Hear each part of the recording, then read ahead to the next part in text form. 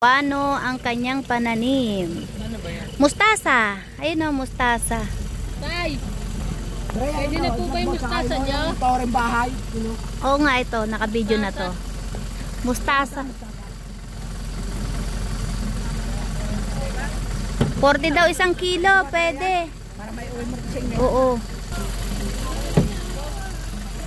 At para marami kang gulay may uwi, di ba?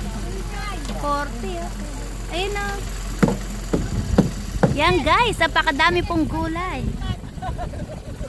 Ayaw na kay ate. Bili ka mustasa. Kaya lang wala akong dala. Yan, isang kilo. Ha? Isang kilo, 40? Isang kilo. Isang kilo? Masarap sa 40. Masarap yan, no? Mag-ano tayo, bangus. Sa, ano, Masarap.